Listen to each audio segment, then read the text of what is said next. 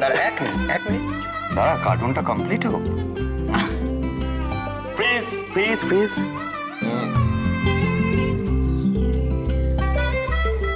ওকে।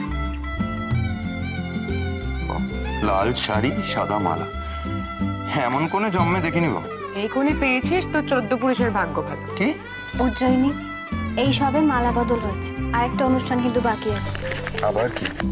Impossible. ও মাই god, ও মাই god, আলো অসম্ভব। আমি পারবো না সৌরভ, প্লিজ তোমার বউকে বোঝাও। আমি ওর মতো তো পতিব্রত নেই, আমি সিঁদুর টিঁদুর, প্লিজ সৌরভ। বোঝানোর কি আছে? সিঁদুর পড়ালেই যে কোনো মেয়ে পতিব্রতা বউ হয়ে যাবে তার তো কোনো মানে নেই। তাদের তো অনেক বন্ধু বান্ধব থাকতে পারে, তাই না আলো?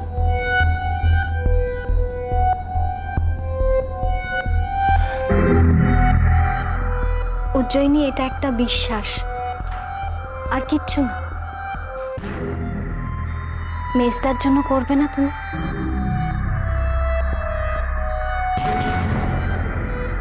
তুমি যেমনই হও না কেন, মেজদাকে তুমি খুব ভালোবাসো। আর কেউ জানুক বা না জানুক, আমি জানি মেজদার ভালোর জন্য তুমি অনেক কিছু করতে পারো। এই ব্যাপারে তোমার আর আমার মধ্যে কোনো তফাৎ নেই, তাই না মেজদা? হ্যাঁ, তা তো বটেই। মানে বাড়ির দরজা ভেঙে আমার সাথে বিয়ে করতে এসছে, আমার সম্মান বাঁচিয়েছে। তবে তোর মতো বরের জন্য আগুনে ঝাঁপ দিতে যাবে কিনা আমার সন্দেহ আছে। সৌগত, বাড়াবাড়ি করিস না, আমরা কিন্তু সদ্য বিবাহিত। তো আচ্ছা আচ্ছা, হয়েছে হয়েছে দিদি, এই ঝগড়া কিন্তু ম্যামের সারা দিন কেটে যাবে। উকিল তো তর্কে কিন্তু হারবে না। নিন নিন, আপনি তাড়াতাড়ি নিয়মকানুনগুলো শেষ করুন। ঠিক বলেছ। ধরুন মেজদা, উজ্জয়িনী আর কিন্তু আপত্তি করতে পারবে না। ধরুন। আরে সিঁদুরটা ওকেই দে, ওই বরঞ্চ আমায় সিঁদুরটা পরিয়ে দে, আর আমি পত্নীব্রতা হয়ে থাকি। কিশোর, ভুল বললাম? তোর এক্সপিরিয়েন্স কি বলছে? বিয়ের পর তো স্বামীরা তাই করে। মেজদা, আপনার ছোট ভাইকে বিয়ের ব্যাপারে কিছু না জিজ্ঞেস করাই ভালো। ওর অভিজ্ঞতা হয়তো ভালো নাও হতে পারে। আপনি চট করে সিঁদুরটা পরিয়ে দিন। এখন যতই আপত্তি করছে করুক, আসলে কিন্তু সব মেয়েরাই এই অভিজ্ঞতার জন্য অপেক্ষা করে থাকে। পরিয়ে দিন। এসব যে কি বলছো আলো, আমি কিছুই বুঝতে পারছি না। এনিওয়ে, হ্যাঁ রেনি, ওঠ। আমাকে বিয়ে করে কপাল তো ফাটিয়েছিস, এবার দাগটাও নেই।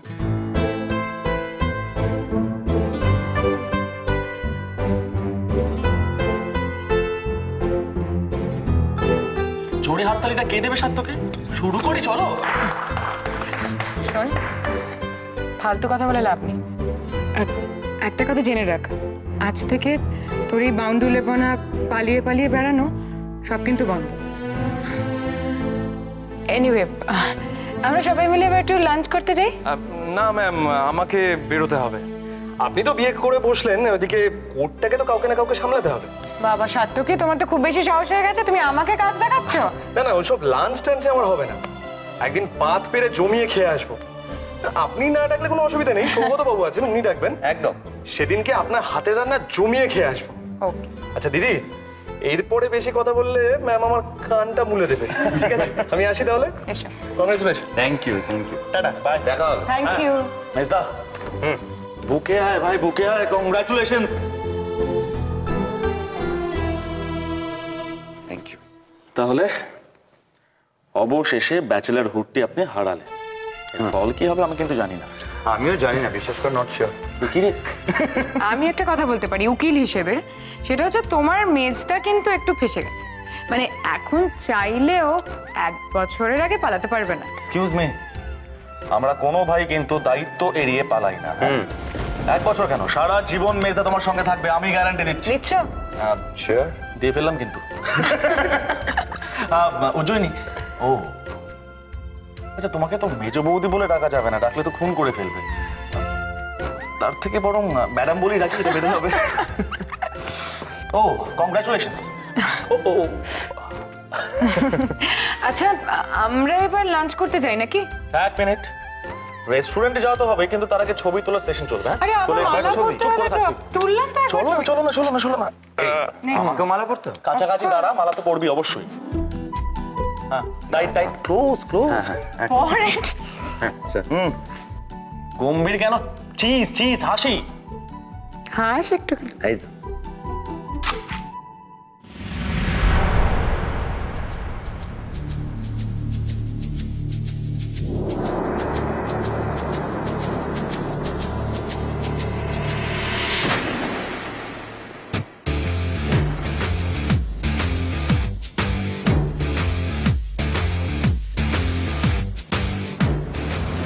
বাড়িতে কি বলে এলে?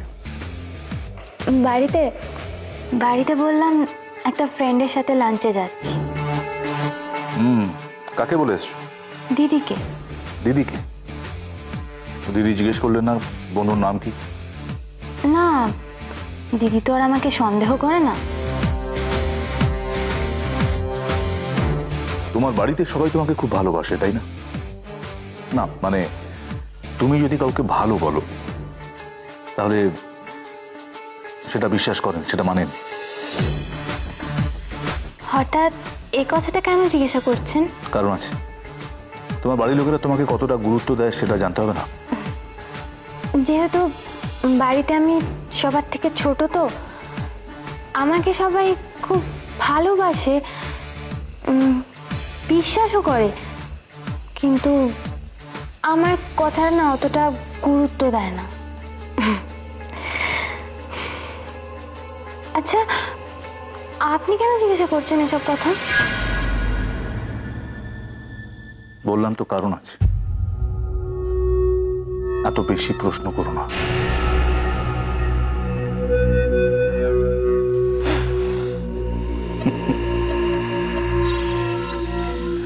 বাড়ি ফিরে গিয়ে তোমায় যদি তোমার বাড়ির লোকেদের কাছে কৈফিয়ত দিতে হয়, তোমার কথায় তারা বিশ্বাস করবেন কিনা সেটা জানতে হবে না? সেই কারণেই জিজ্ঞেস করলাম। তুমি তো কি আর বলতে পারবে না যে তুমি আমার সঙ্গে ডেটে এসেছিলে? কি ভুল বললাম?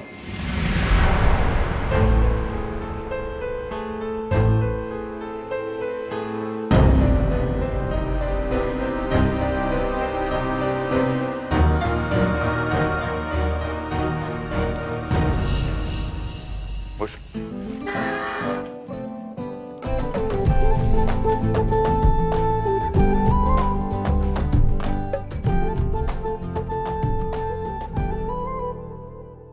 বলছি, এত বড় জায়গায় খেতে নিয়ে এলি, পকেট ভর্তি তো?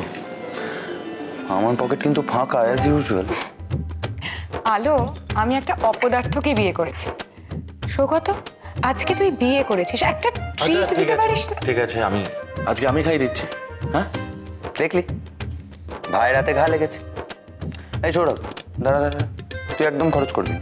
কেন খরচ করবি? এই এই লাঞ্চের আইডিয়াটা কার ছিল? ওর জানি, তাই তো? সুতরাং ওই খাওয়াবে, সিম্পল। আরে ও এমনিতে খুব ভালো মেয়ে, মনের দিক দিয়ে বিশাল উদার, তুই জানিস না, প্রচুর ইনকাম করে, প্রচুর খরচ করে, তাই না? মেজদা, আজ উজ্জয়িনী খাওয়াচ্ছে, পরের বার কিন্তু আপনার পালা। আমরা কেউ ছাড়বো না। ঠিক আছে।